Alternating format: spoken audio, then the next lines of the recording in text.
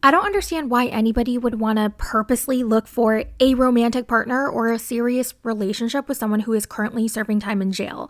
Because what is the appeal? You can't even talk as much as you want to. You can't go out on dates. You can't spend time together. Like, I don't get it. So I thought I would do some research for myself. Yes, I found an inmate. His name is Roy, and I met him on an app called Polybuzz. And things went south real fast. So here's what happened. You're finally here. I was getting impatient waiting for you. Ooh, he got impatient? Red flag. Why were you waiting for me? I just wanted to see your beautiful face. You're the only thing that makes this place bearable. Besides, I have something special planned for us today. Would you like to hear about it? Okay, a man who plans? Green flag. Only if it involves food, cause a bitch is hungry right now. Oh, food? Well, I made sure to request that extra portion you like. Okay, rude. This letter is what I really wanted to show you. It's about us, about our future together once I'm out of here. Okay. Oh, a future together? Does that involve you getting a job? Cause I'm not gonna be your sugar mama. Cause I am not Alexis. No, of course not. I would never expect you to support me, though I do dream about us being partners. Bro, I've watched enough episodes of Love After Lockup to know that inmates always future promise and lie. Well, I need to know your future plans first. What job are you gonna get? I was thinking maybe construction, something with my hands, something I'd be good at. So, you're good with your hands. Oh, very good. Remember that time I helped fix the prison's old generator? That was me, Potato. Oh my god, he did not pick up what I was putting down. Are you gonna peel me with the proper equipment like Gino did to Jasmine? You know what? Forget I said anything. Just deliver my food and leave me alone. Okay, rude. So yeah, that was my chat with an inmate and I will never do it again, okay? But at least it was just a chatbot, so I don't have to deal with actual people and actual consequences. So if you want to check out Polybuzz to create your own unique character and talk to others, click the link in my description and download the app. You can also add my code POTATO in the app to access premium features. And thank you Polybuzz for sponsoring this video. Welcome back to another Love After Lockup recap, y'all. I am reporting to you from jail. We're going to talk about season 6, episode 8. Let's start with Alexis and Julius because damn, that was depressing. That was sad. That was disappointing and all of the above. So it's been about 4 weeks since Julius's prison release and he's going to the studio to record some songs. Alexis asks him if he's heard back from the delivery job yet, and he kind of talks down on it. He's like, oh god, that delivery job. And she's like, hey, it's a good job. And he's like, yeah, but it's not gonna be my forever job. And she goes, it doesn't have to be forever, but it's just gonna be something to hold you over until you get the job that you want. Delivery boy? Nobody trying to do that forever. Now we learn when he was 13, he used to work at Taco Bell, but then he couldn't keep any job for a long time because he got the taste of making fast and easy money, aka illegal money. So $8 an hour is not going to work anymore. The traditional work life is just not for him. He wants fast money. He wants big money. He wants easy money. And he's going to figure it out. So what's his plan? To become a famous rapper like Jay-Z. If I'm doing good numbers on my streams, I could make millions of dollars like Jay-Z. He thinks he just needs a couple of streams and they're gonna go viral. His wonderful rapping skills are gonna take him viral and he's gonna start wearing diamond chains and diamond slippers just like Jay-Z. Okay, Alexis tells him, I need you to get a job soon because, I'm in nursing school, plus I'm working full-time to pay the bills, and I really need some help. Do you see this whiteboard behind me? Yeah, these are all the bills that are due and that I can't make yet until I get some help. So we look at her whiteboard and she has all those bills left to pay for the month. And Julius looks at it and he's like, yeah, I know. That's why I'm working on my rap career. Once my rap career takes off, we're gonna be good. I cannot imagine Julius rapping because he already talks so slow and he mumbles. So what time you gotta be there?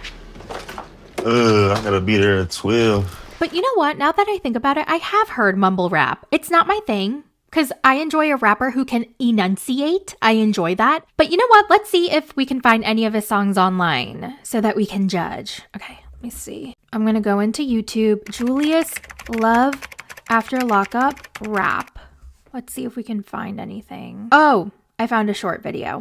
Business, it's really financial. Money demon, I could get hard to handle. You play on my money, your head on the mantle. Contain nothing from me, my demons. Bitch, you a thought, we lit as a candle. Controlling her body, I'm flipping her. Controlling her, she say honest, I can't stand you. Loving her, my life, bitch, I can manage you. Please, no, that's what I'm. Okay, as I assumed, I do not understand a single word he's saying. Let me listen to it again to see if it's any better the second time around.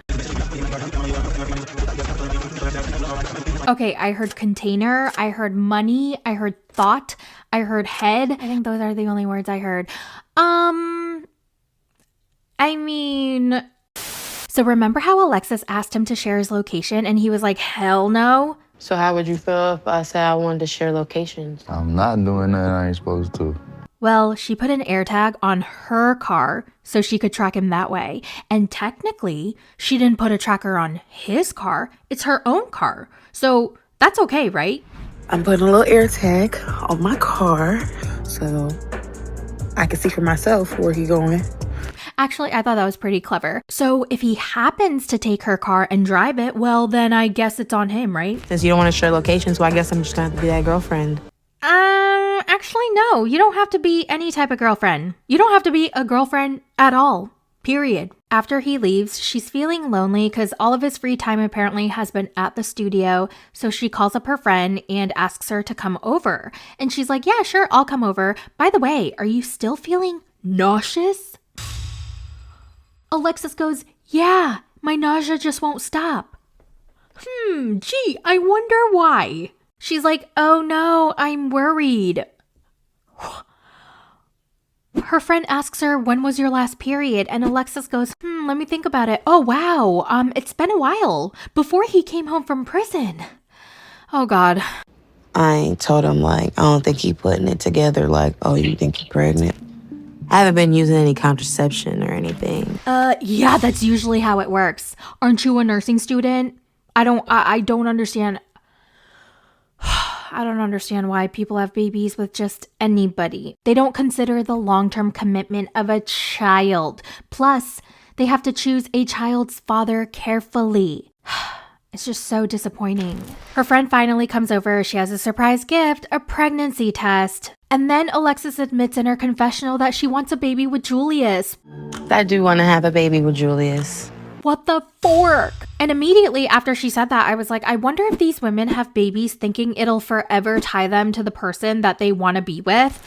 And this is a way to keep them in their lives forever, kind of baby trap them. Or they're delusional and they think that a baby is going to solve their problems or bring them closer together. I want to bring a baby into stability. Well, you should have thought about that before you raw dogged. She takes the pregnancy test and it's positive.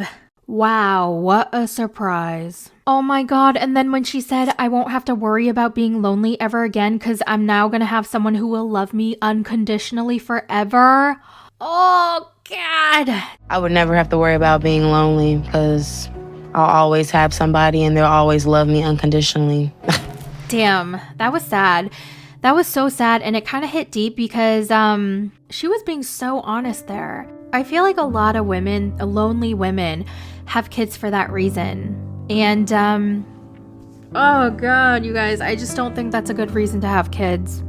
And I know sometimes kids save women, when women are at their lowest point in their lives and they have a baby to have a purpose and have something to love. And it's I've heard stories where women are like, my baby saved my life because I was gonna myself and I found no purpose in life and now I did, and that's great. That's great for them, but I just don't know if that's what's best for the baby. It's you want to make sure that you yourself are healed and you yourself are in a good place. Oh God, I can't. I just think this was a bad decision. I mean, I think Alexis is really going to love that baby. She's going to try to be the best mom she can be. She's going to pour her love into this child, but I don't think it was the right time, nor with the right guy, clearly. Anyway, she calls Julius to tell him the good news, and he's not answering his phone, so then she starts to spiral. She's like, why isn't he answering his phone? Is he with another woman? And her friend seems to be a real friend who actually cares about her because she lets her know that if Julius doesn't man up, then she needs to leave because she deserves better than this.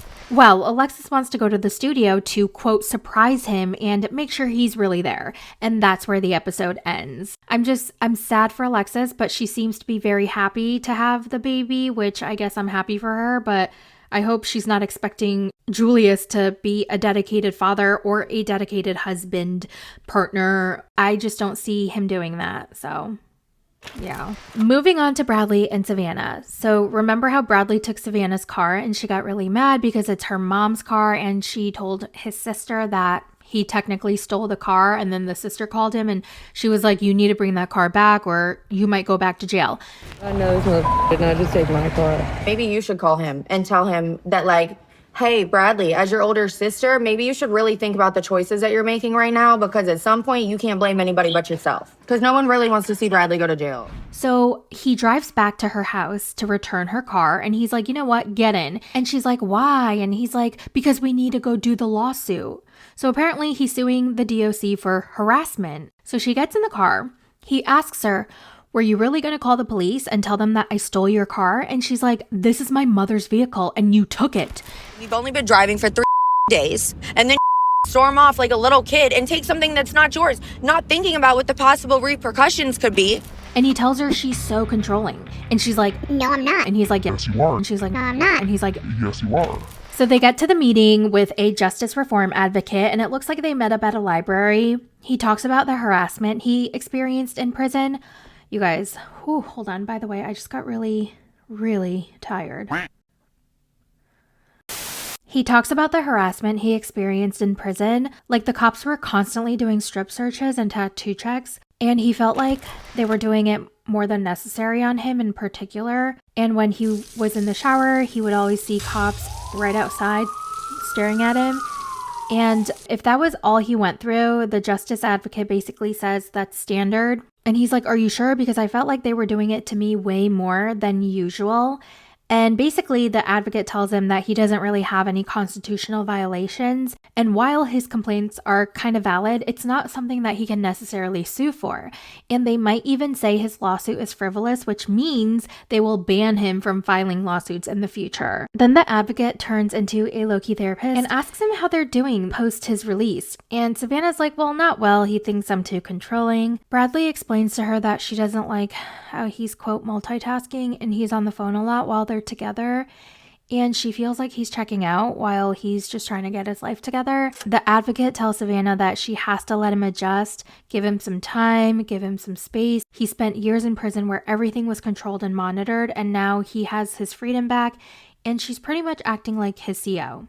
And she's like, okay, that is not what I want to hear, so please shut up. What is happening? What is happening? The lady advises them to spend some time apart, don't live together, and just start dating again. And Savannah is not happy. They say goodbye, they get in the car, and Savannah's like, so was that a therapist or an advocate? Because she sure has a lot of opinions. And he's like, it's fine. She was just trying to help. And she's like, but we weren't going there for therapy. And they start bickering again. And he finally tells her, you know what? I think we need some time apart because I feel like I'm suffocating. And she's pissed, okay? She's like, I don't need a motherfucker to tell me twice that he doesn't want to be around me. And he's like, what's so funny? And she's like, well, what do you know how to do? You don't even have a bank account. And he's like, what? You don't think I can do it by myself? And she's like, so how are you going to do it then, Bradley? And he's like, you know what? You're a soul-sucking bitch. Get the fuck out of my car.